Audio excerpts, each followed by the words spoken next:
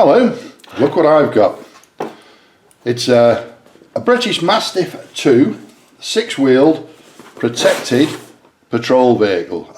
It's as you can see, I'm struggling to get the whole thing in view in the camera. It's not the widest box in the world, but it's certainly a lot of kit in there.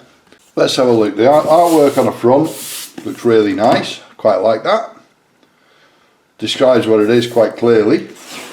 On the sides, pretty much the same picture that you've got on the front.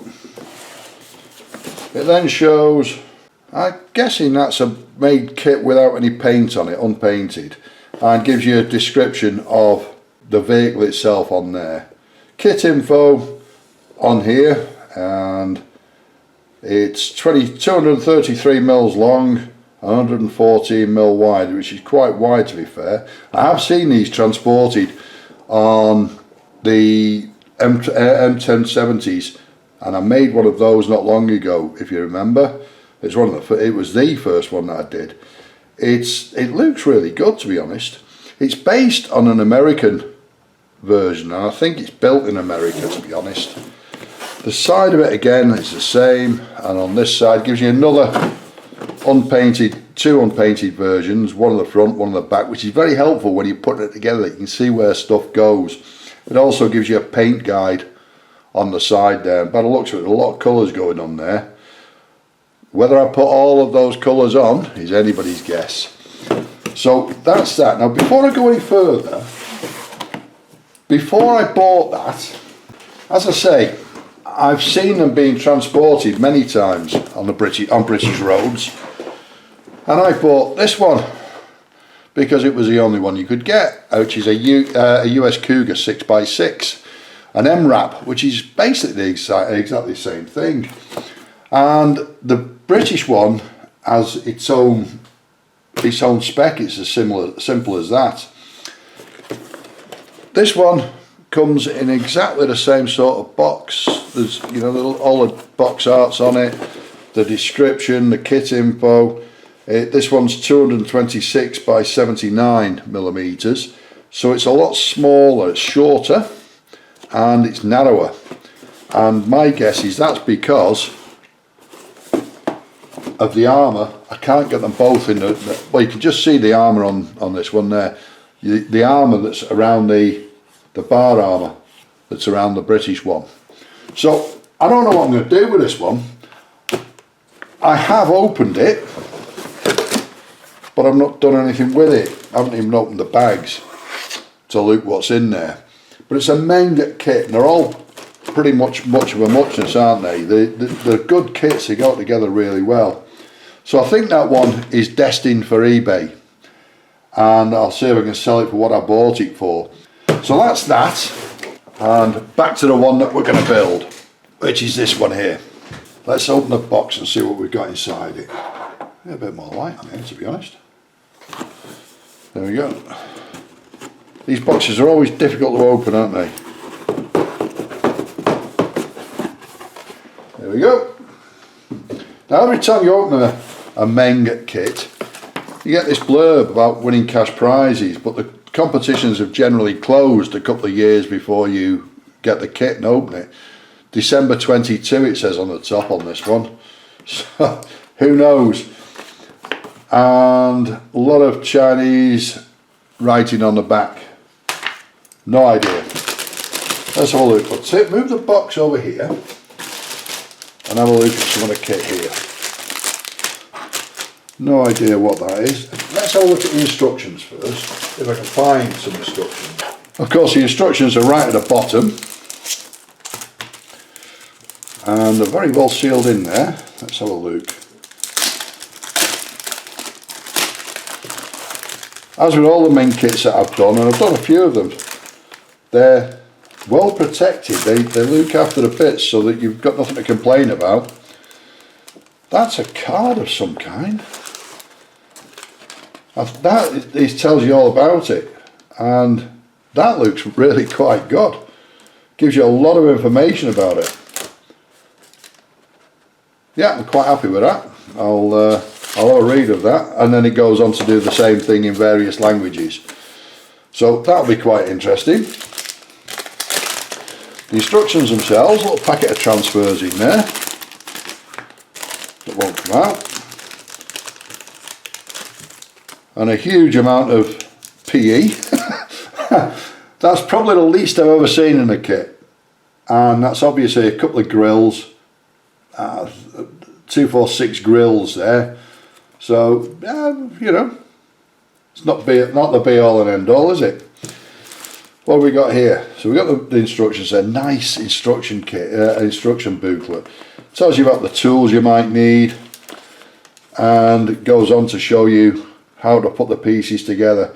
They're always very detailed, these instructions with a Menget kits. It always gives you two versions, or if there are two versions, of the vehicle you're building. And when I do build it, I will be building the desert one, because that's the one that I've seen knocking around. It then goes on to tell you how to build the suspension arms. They go onto I go straight onto the base. That'll be like a monocoque base, by the looks of things. And I would imagine it's reinforced the same way a tank is. That's really quite detailed, isn't it? There's a lot of stuff in there. Tells you how to put all the bits and pieces together. Fire extinguisher, quite detailed, isn't it? They are good on detail, these, there's no doubt about it. The dashboard is clearly a moulded dashboard, and what I like to do with them is paint them rather than put a transfer on. There'll be a transfer for that somewhere. And it looks to me as though the transfer for it might be, oh, that's interesting. The transfer is individual little bits. Now that's a move from the long transfer that you normally get, which doesn't sit right at all. So I may use those and put them in place on all the various places on the dashboard. I'm quite happy with that. So that's then the cab and the crew area, transporting area. So it also looks as though there's a stretcher in there, for an obvious reason, which comes up out the floor. There's lots of belts on the seats, a turret at the top, opening at the top, loads of stuff in there. Then the top of the vehicle goes onto the chassis that you've built. The side panels, the armour on the sides, I'm guessing that's reactive armour. It normally is on these, isn't it? A big old machine gun there to put together.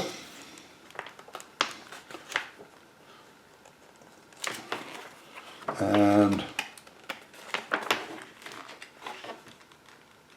yeah, loads of, not as many windows as the American version, as there are there. Exhaust is on a snorkel, and air intakes are on a snorkel, I think. Yeah, very interesting.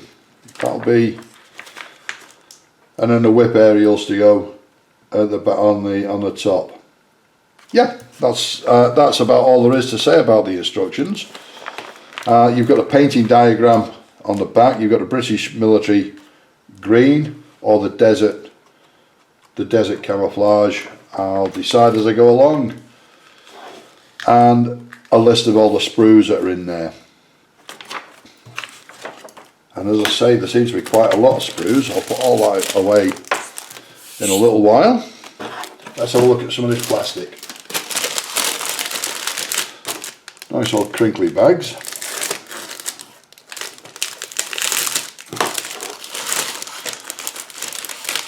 As I say, there's not many windows in it, and they're tinted as well. Now, the last Menget kit I did, it was all double glazed with really thick plastic glass perspex. This seems to be only single glazed. I wonder if the actual vehicle is only single glazed. Somebody will tell me, I'm sure. That sounds very soft, you know. We'll see. The bar armour is I'm sure anybody that's done this with the bar armour is a nightmare to paint. You either get runs all over it, or it congeals inside the bars. Not a lot on there. That's the J. And the other thing I like about Menget kits is the letter is really easy to read, and some of them really aren't. They're dreadful. So that goes back in there. What I tend to do is, before I start, I put the letter of the sprue on the bag, and then I put the sprue, all the sprues into this, which I made some time ago from bits of MDF and just glued together, and it holds them up really quite well. Just stick it down and stick it on the bed, and there you go. Put as many in there as you want. Well, you can put 1, 2, 3, 4, 5, 6, 7, 8, 9, 10, 11 in there. That's quite a lot of sprues for most kits. What else is in there? Another one very similar. Then, well, the seat belts are made from vinyl by the looks of it. I don't know if you ever tried putting seat belts together. I bought, for I think it was the 1070 that I built, the M1070 that I built, I bought an Edward Extras kit, and it had photo etched seat belts in them. It was an absolute nightmare. So they look alright, they look quite good. The only problem I find with stuff like this is it's a nightmare to glue it to anything. So the only thing that I found would fix it, that would glue it, is ultra glue, which is super glue, thick, very thick super glue, and that seemed to hold it in place. So there's a couple of sprues of that, a load of seat belts, full harness seat belts, so they go in there. That one looks like the base of the truck, base of the chassis. God, I'm making a mess now, aren't I? Hey up, we've got some more glass parts, and that's all the lights, so that's enough. That's okay. It'll also be the viewing windows for the top of the unit. Again, that sounds quite soft. It's not going to ring to it, has it? But I'm sure it will all become more rigid as we go along. The last main kit that I built was a tank, and it was an Abrams tank, and the plastic was very soft on that. I'm having trouble getting this one back in. There we go, we're in, as the vicar said. Right, so we're in there. Put that one in there. The last main kit I had, where it was the plastic was very soft, it was very easy to distort it, so you to be a bit careful with it. Obviously wheels and hubs and things. Yeah, what have we got in here? Bit more of the interior. Part of the dashboard, that's where that stretcher that we saw earlier goes in. A couple of steps on it. Well, there's loads of stuff, isn't there? Looks like a fuel tank. No idea. Differentials, that's all your running gear. Differentials and perhaps transfer boxes in there. That'll be the sides of the armour, I would imagine. Yeah, looks like it, doesn't it? And a couple more bits. That's where your double glazing comes in. I thought it would be double glazed somehow. So that's where your reactive armour goes on. And strangely, I don't know where the bar armour, oh yes it is, the bar armour's down there. All the seats on there, so that's all put together. And the main body, you've got 6 tyres in there. They look quite good, to be fair. Nice bit of tread on them. They look exactly the same as all the other tyres that I've put on the main kit, to be honest. And the little poly caps that go in the middle so that the wheels will turn should you want them to. That's the top of the unit. Yeah, that's nicely moulded. Looks nice and neat. To be fair, all the moulding there looks quite nice and neat. Sometimes on kits that are a bit older, you get flash all over the bits. You get ejector pin marks all over the place, and there don't seem to be any on these at all. Very happy with that. I'm just going to have to let the cat out before it moans me to death. Anybody who has a cat knows that they rule the house. Yeah, as I say, there's very little flash. There's no ejector pins, or none that I can see at the moment. Very nice, I like that. Put it all back in. Hopefully in the way it came out. And that is about it. So when I get to building that, I'm still in the middle of my last build, which is a shiny truck, a Western Star. But as soon as I finish that, I shall start building this one.